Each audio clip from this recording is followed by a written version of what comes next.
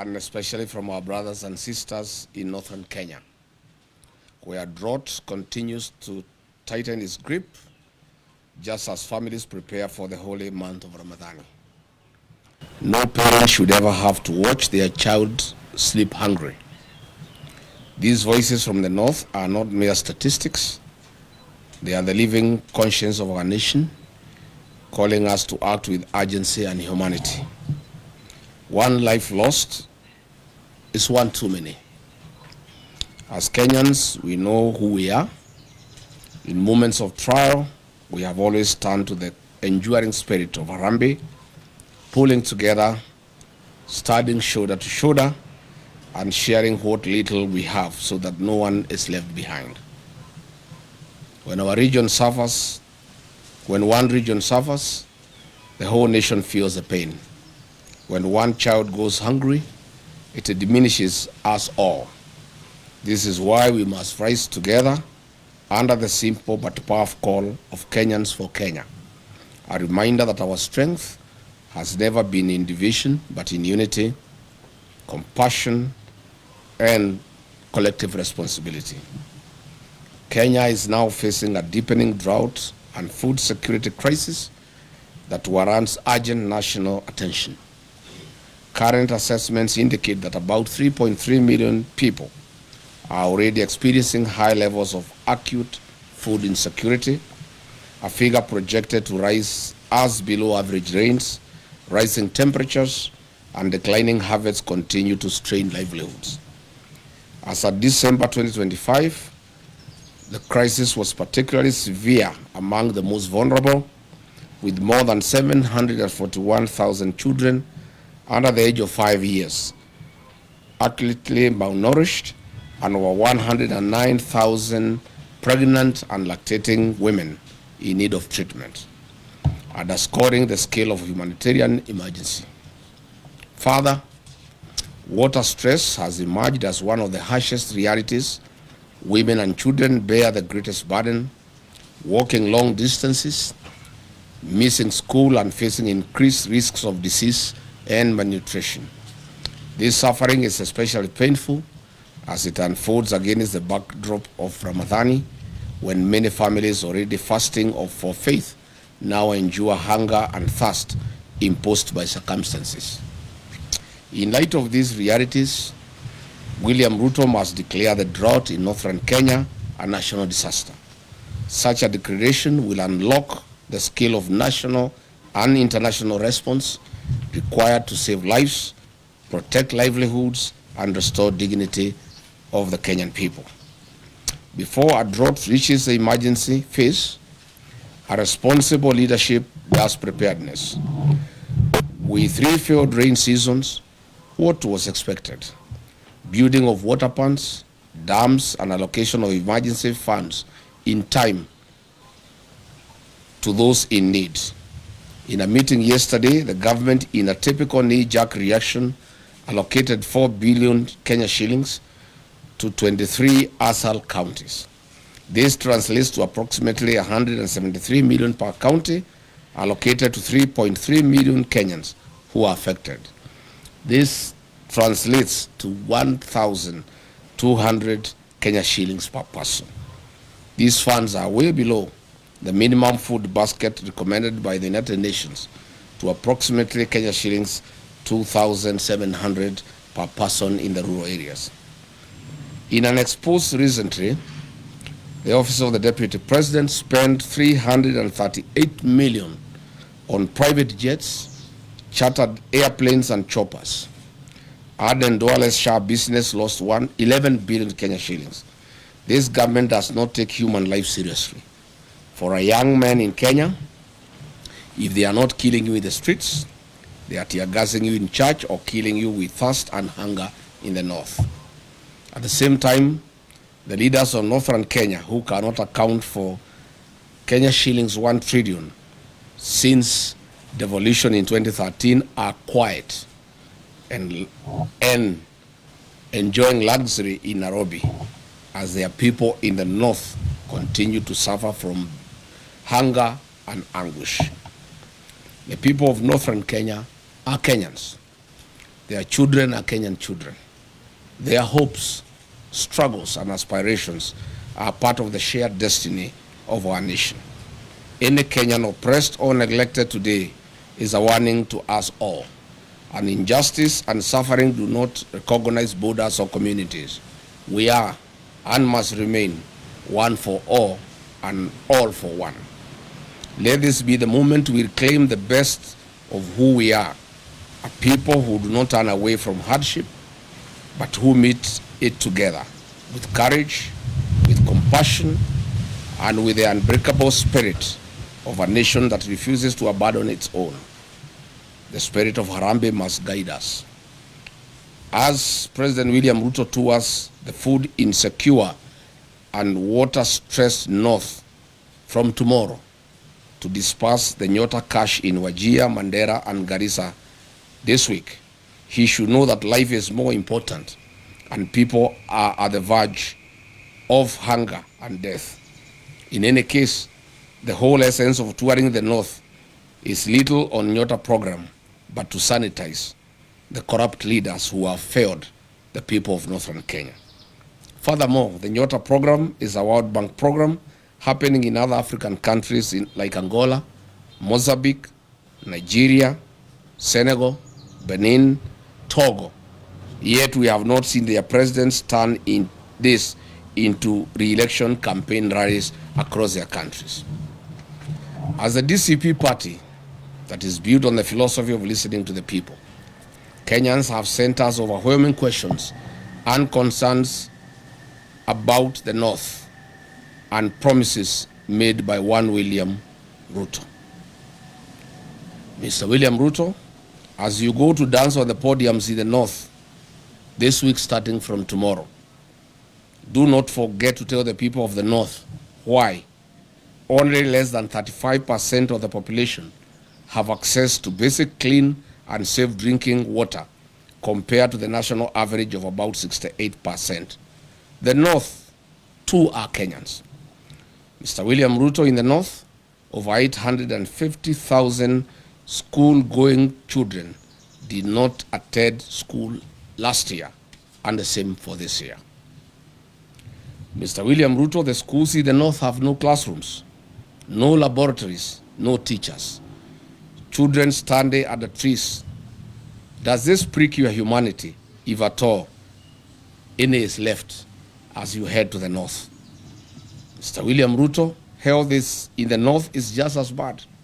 In Mandera County, half of all women give birth at home without a nurse or a medical doctor. Only 6% of children aged 12 to 23 months are fully vaccinated. I do not know whether you understand what this means to the future of the North and Kenya. Garissa County records the highest maternal deaths in the country, with 247 women per every 1,000 dying during childbirth. Your closest friend and partner, Aden Duale, is the CS for Health, and he comes from Garissa. Tell him to explain this phenomena to the people of Garissa and the North. You should also explain why you don't ask him these hard questions. Mr. President, in Wajir County, 90% of the population lives in extreme poverty, the highest in Kenya. Marsabit records 85.8%, while Mandera, Isiolo, and Garissa each have over 77% of their people struggling to survive. These are not just numbers. They are mothers dying, children going hungry, and families suffering every day. And because, William Ruto, you are part of the mess in the North through lies and fake promises, please, before you make other promises starting tomorrow, note that the promises you have made to the North in the last 3 years are running into trillions of shillings burdened in lies. We take the trouble to remind you some of them. Mr. President, on 25th of November 2023 at Loyangalani Cultural Center in Marsabit County, while attending the Marsabit Lake Turkana Cultural Festival, you openly lied to the residents of Marsabit that they will be connected to the national electricity grid through Lake Turkana wind power by the year 2024. We are in 2026 and the status quo remains. Mr. Ruto, you lied that power main grids would be constructed immediately in the towns of Moyale, Marsabit, and North Hall. Zero works have commenced. As Ramadhan nears, please give these Kenyans power. They do not need to cross to Somalia and Ethiopia to get ice cubes like they have done in previous years. Mr. Ruto, you lied that the Ministry of Mining, Blue Economy and Maritime Affairs would construct with immediate effect fish landing sites and fish processing zones in Turkana County. 3 years later, all we see is cattle rustling and ravaging drought. William Ruto, you lied that the Turkana University College would be granted a charter by the year 2024 to be a fully fledged public university. As usual, where is the university charter for Turkana University for the last 3 years? Mr. Ruto, you lied that FGM would be dealt with accordingly and perpetrators be held accountable. Today, the prevalence of FGM in Marsabit County is at 83%, ranking Marsabit County as the third highest country in Kenya in FGM prevalence. I hope you understand what this means to women and girls of Marsabit as they look forward to exploiting their full potential. Why lie to women and girls, Mr. President? Between 4th and 7th February 2025, William Ruto toured Mandera, Wajir, Isiolo, Marsabit, and Garissa counties, and as usual made a cocktail of promises, deceit, and open lies, as he'll be doing in the next 3 days as he heads to the north. On 4th February 2025, in Mandera town, he promised to end marginalization and inclusive development. A year later, Mandera County has no roads, no sewage system, the drought is killing camels, the children of Mandera study at the trees. He keeps on as allies, leaders of the Mandera who steal what is meant for the people. The people who have impoverished Mandera are his buddies and political allies. He further promised to put Mandera on the national grid through Ethiopia. To date, Mandera gets electricity on ration basis once in every 24 hours. The president promised to put 1.2 million acres of land in Mandera Triangle along River Daua under irrigation. To date, no progress has been reported. On the same date, at Mandera Teachers Training College, he promised to support improvements in educational infrastructure and increase teacher recruitment in Mandera and Northeastern region. Which single school has been built since then? On security and counter-terrorism commitment, William Ruto promised to protect residents and combat insecurity. He promised to ensure security and fight terrorism in Mandera after high-profile abduction incident involving 5 chiefs before his visit. Interestingly, 5 months ago, Jubaland forces occupied almost half of Mandera town, and Ruto has never commented on this matter. On regional connectivity and infrastructure, William Ruto promised to expand Mandera's road and energy connectivity. He said that the government will build and expand key infrastructure linking Mandera to the rest of the country, including roads and electricity through Ethiopia. It remains a lie. On the same date, William Ruto promised to speed up Mandera water supply and sanitation project at a cost of 3.1 billion to benefit households with improved clean water and sewage systems. Again, this is a white elephant. On February 5, 2025, in Wajir town, at Orahek grounds, he promised that his government would connect 20,000 households in Wajir to electricity and expand rural electrification, including schools and mosques, at a cost of 3.6 billion Kenya shilling. To date, not a single home of the 20,000 households has been connected. William Ruto, as you head to Wajir for more lives, you will have to tell the people of Wajir why you lied to them on this particular date. On ending marginalization with equal development, he promised to ensure equitable development for Wajir and the broader northeastern region, eliminating discriminatory policies and promoting economic growth. Unfortunately, he is working with unsanitizing leaders of the north who loot public resources for their benefit to build malls and flats in Nairobi, in Dubai, and in Cape Town. He further promised to launch and support local projects in Wajir, including sites like Tarbaj Teachers Training College, livestock vaccination drives, county assembly facilities, industrial parks, housing projects, hospital facilities, and more. Zero progress.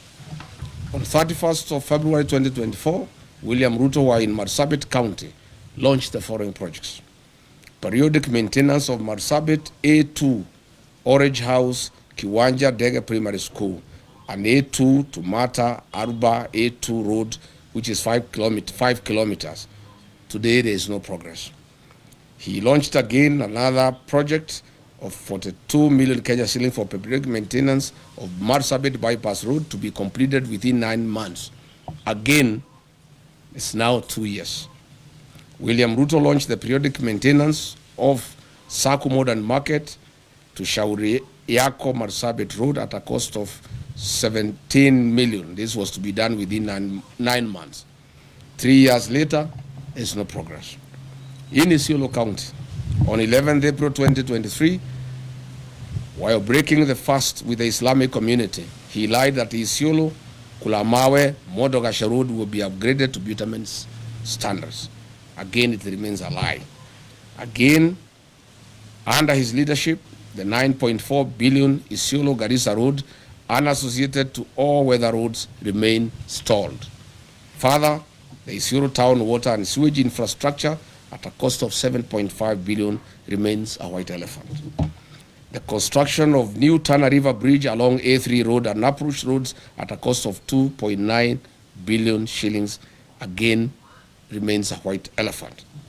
In Wajir town, the town with no power supply, 63 years after independence, William Ruto has made the following promises, which remains delusional.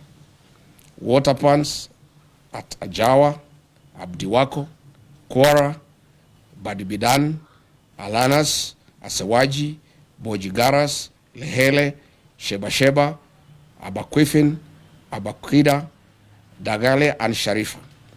Water projects in Habasweni, Buna, Wajia Bol, water piping and supply, Elnuna, Tulatula, rehabilitation of Banish water project, Tabaj water supply, Kulsini water supply, Dentelai water project, Elders and Nole water supply. These remain lies to the people of Wajir. In terms of irrigation projects, he has promised Wajir South Cluster, Mansa, among others. Note that the above water projects are worth billions of shillings, and Mr. Ruto, get these projects moving. As you go to Wajir, tell the people of Wajir why you lied to them and why you have come back when you have not implemented what you promised them.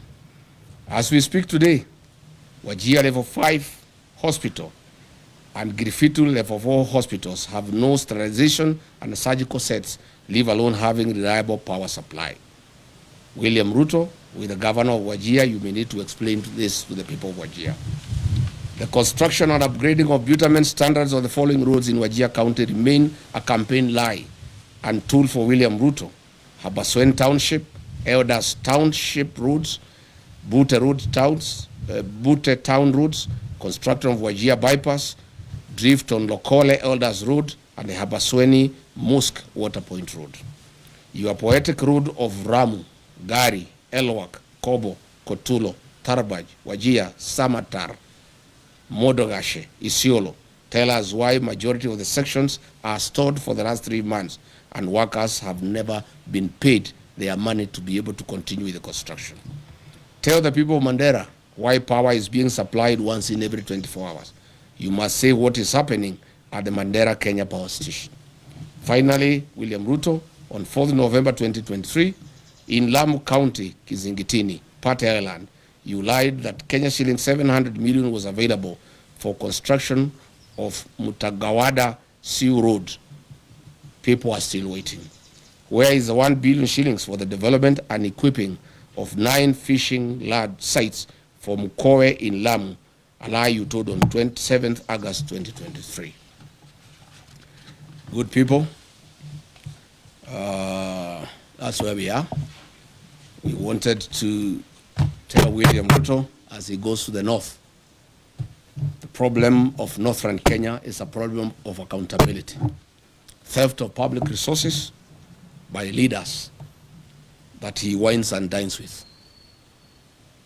He is going to be with those leaders in military choppers, blowing dust and wind to hungry population with no water and food.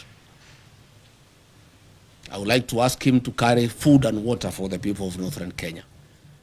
All the mains and all the beans and rice, blankets, food and non-food items being used in central Kenya, in Nyandarua, in Kiambu, in Murang'a, Kirinyaga, Nyeri, to campaign, he should take those foods and non-food items. I found yesterday in Nyandarua trucks of blankets, trucks of rice and beans being taken to people who have food, who have potatoes, who have carrots. This food is required in northern Kenya.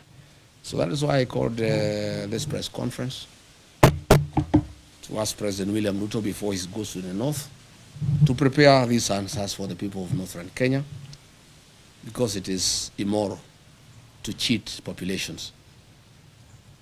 These people are dying, they are hungry, they have no water, they have no food, they have no medicine, their animals are dying. And then you go to dance with them and lie to them more. Asanteni sana. Any question? Yes, citizen.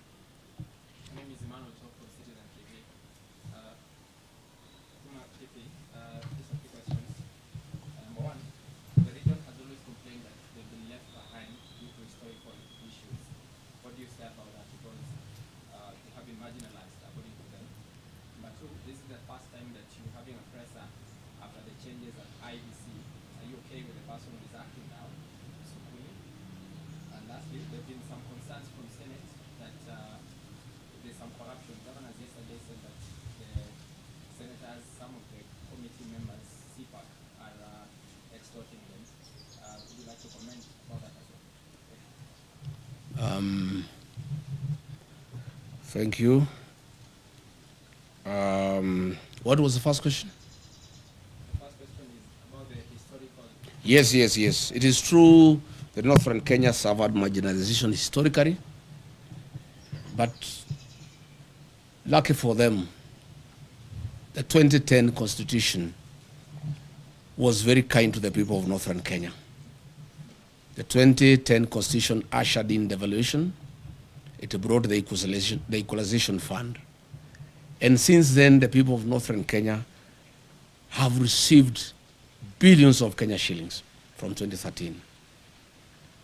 Again, the CDF has been a very fair program for the people of northern Kenya. Unfortunately, the marginalization that has been perpetuated by the leaders from the region. I have put them to task to explain to the people of northern Kenya where is 1 trillion shillings that has come to northern Kenya from shareable revenue through devolution, money for CDF, money for the equalization fund. When you go to Wajir, to Mandera, to Garissa, to Isiolo, to Marsabit, there's nothing on the ground. If you come here to the mountain region, you will see money meant for CDF. There are all manner of schools. All schools have tiles. Schools have cabro. They have modern buildings. If you go here to Kajiado North, the money for CDF is visible in the rest of the country. But there's nothing in northern Kenya. Zero. All these leaders are just here in Nairobi. But there's no accountability because they don't even allow audit to take place. They feign insecurity so that audit has to go into northern Kenya. If you look at the money that has been given to the governor since 2013, there are no hospitals, there are no dispensaries, there are no health centers, there are no ECDs, there are no roads, there's no water, there's nothing. Northern Kenya requires a special audit of all the funds that have been disbursed to those areas since that time. Number two, you have asked about IBC. We went to IBC and raised various issues. Of course, we did demand the removal of the CEO, and we are grateful that he has been removed. We call for a transparent and open recruitment of a CEO with no interference from the state. Further, we call upon the IBC to terminate the contracts for the mathematics system of conducting elections, the Venezuelan technology that was illegally extended by the outgoing CEO, Juan Marjan. He did it when there was no commission. It's an illegality, and that contract is illegal. And that contract should be terminated, and IBC should advertise and acquire modern and credible system for conducting our elections. Thank you. On? Yes. Most of these governors cannot complain of extortion. Why they are being is extorted, especially the ones from northern Kenya. They have stolen all the money meant for the people. So I gather the senators are reasoning that since they have stolen from the people, they need to steal from them. Of course, two wrongs don't make a right. Of course, the Senate and the National Assembly has been a theater of corruption. When I was being hounded out of office, the senators who were hounded me out of office were given 10 million shillings each, and others 20 million. It's a den of corruption. And so is the National Assembly. And by extension, all public institutions. So this is something that we intend to correct when we form government. The United Opposition intends to deal with corruption head-on because it's the greatest challenge that we have as a country.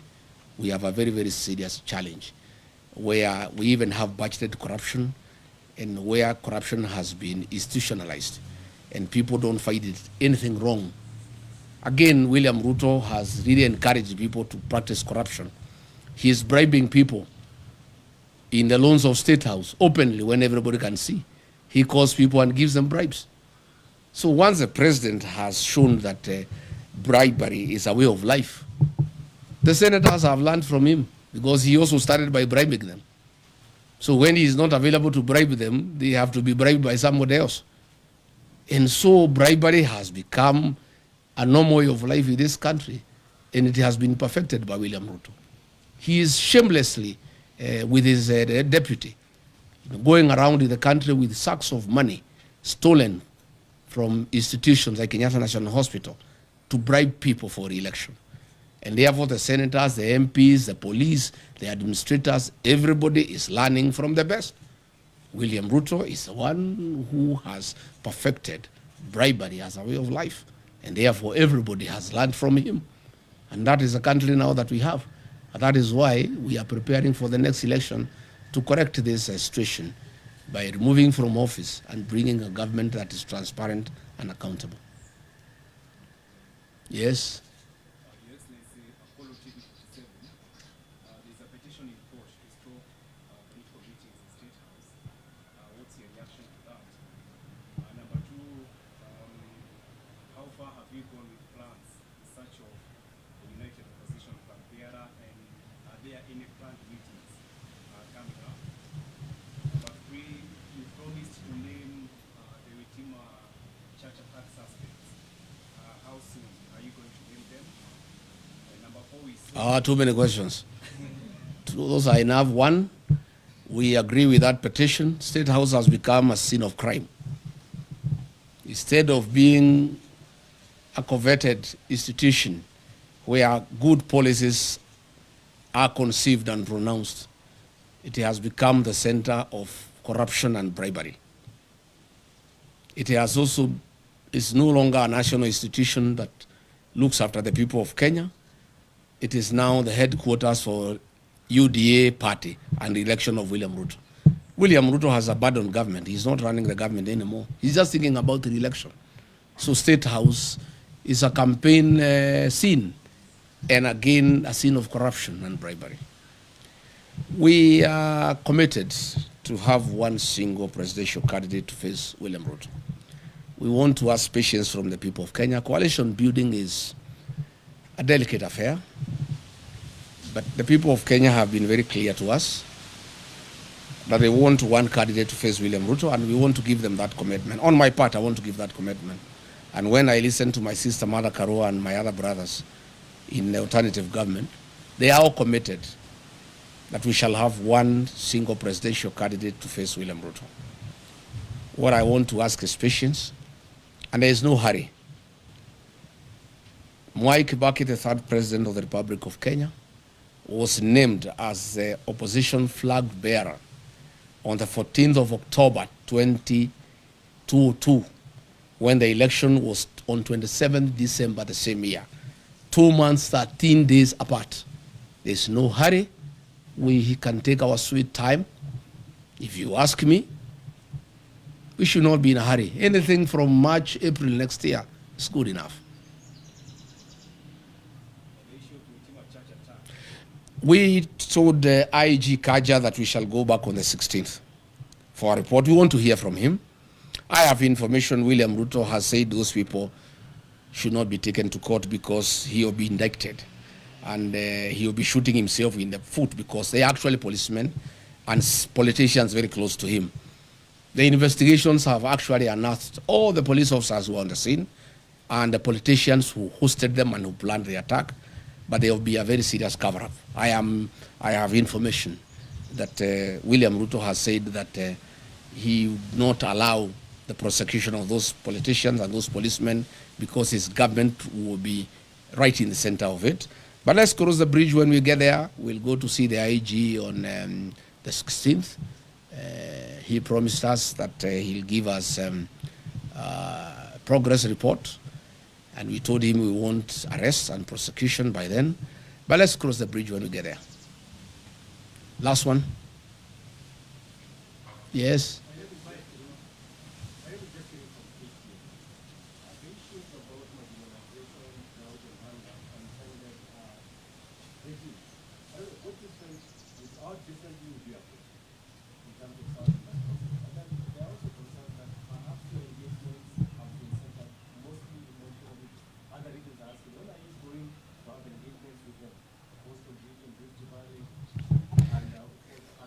My friend, I'm here today talking about Northern Kenya. I'm a Kenyan leader. William Ruto has unsuccessfully tried to say I'm tribal because I come from the mountain and I spend a lot of time there because it's home. Even you people, when you go to work, in the evening you go back home because that's home. I'm a Kenyan leader and I'll be talking about Kenya. I'm today talking about Northern Kenya. Later tonight I have radio stations from the Ma community discussing issues in Narok, in Kajiado, and in Samburu.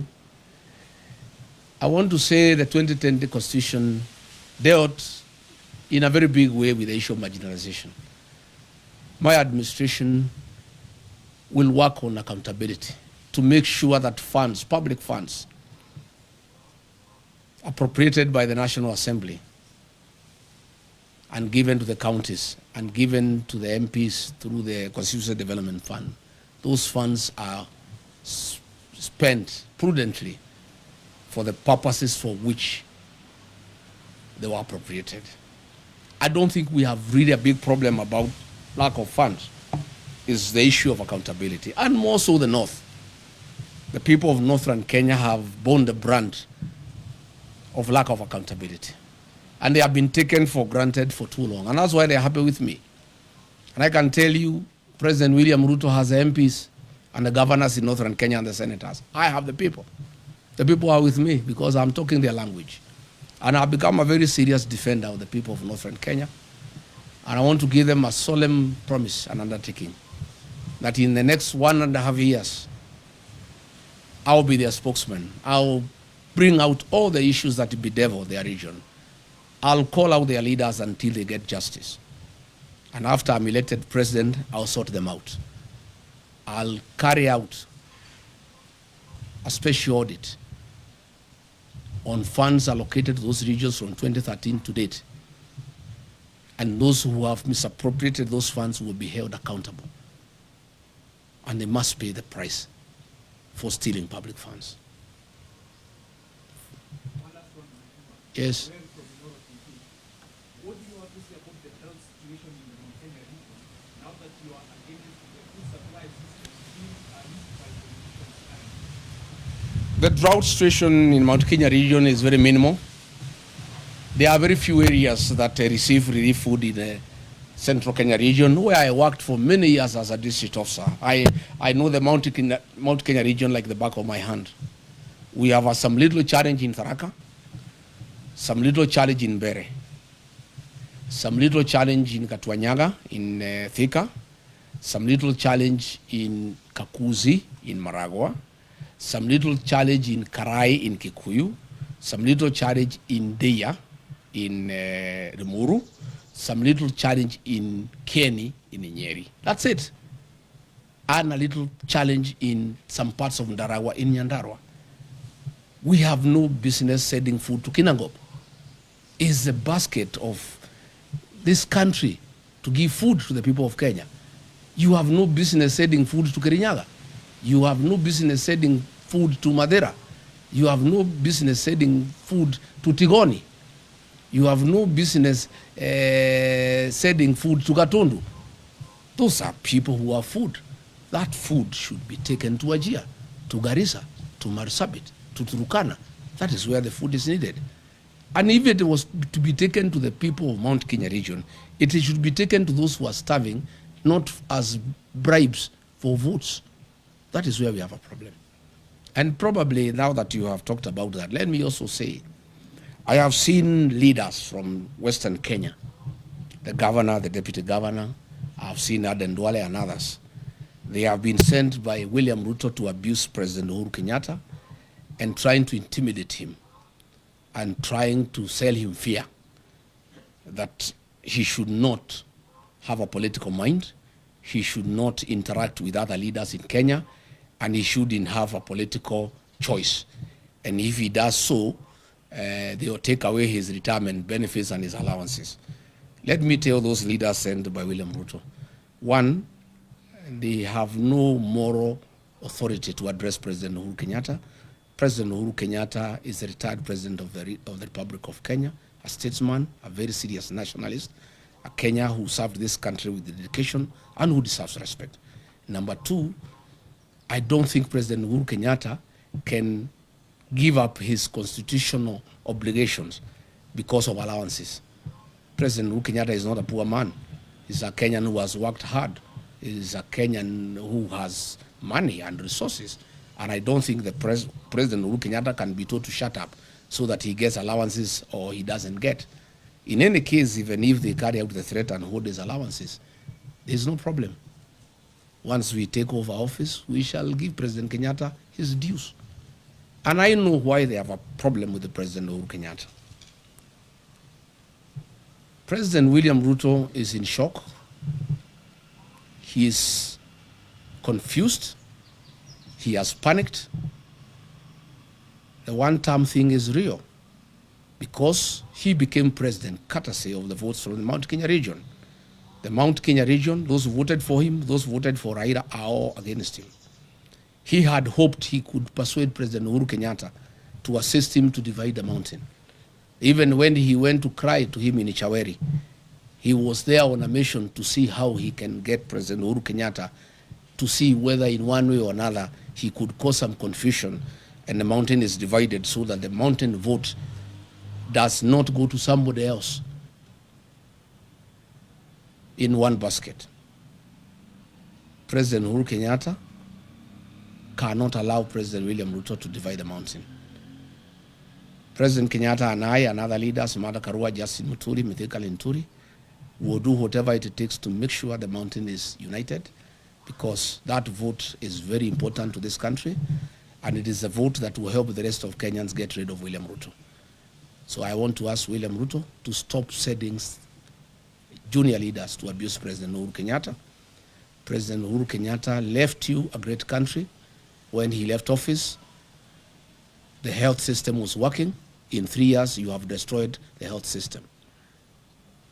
When President Uhuru Kenyatta left office, the university, the Higher Education Loans Board was working.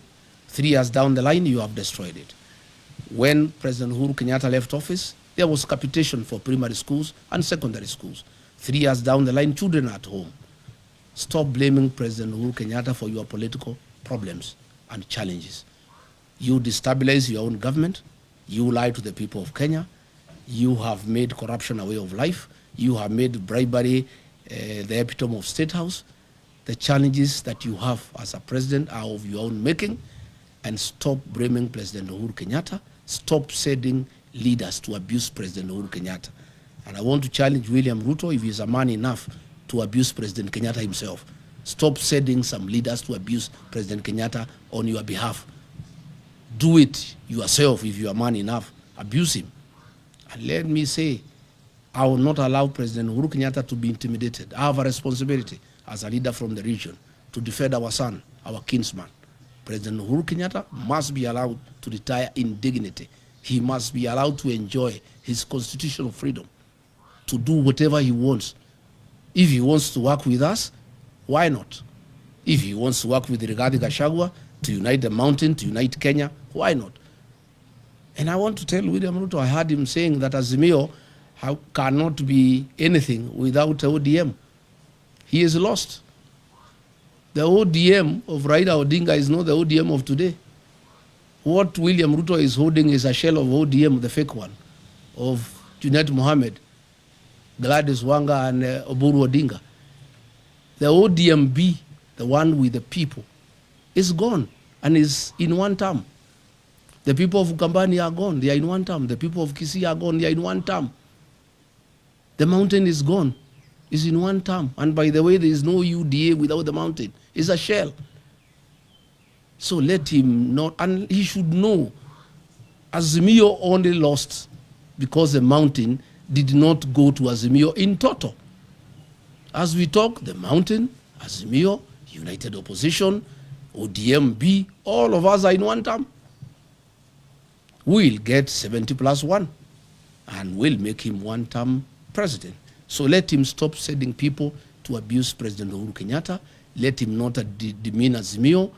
Let him deal with his own challenges that are self-inflicted. He mismanaged politics. He mismanaged the country. He made corruption a way of life. He made lies as his trademark. And Kenyans are fed up because they can see through him. And therefore, he should sort out his own problems, and he should not send people to blame President Uhuru Kenyatta for his woes. And I want to say to the people of Kenya that I will take time. Anytime Uhuru Kenyatta is attacked, I must defend him as our retired president, as my brother, as my kinsman. And I have a responsibility to do so. And that I'll be able to do from time to time. Thank you very much, asanteni sana. Mungu abariki. I think we have said enough, asanteni.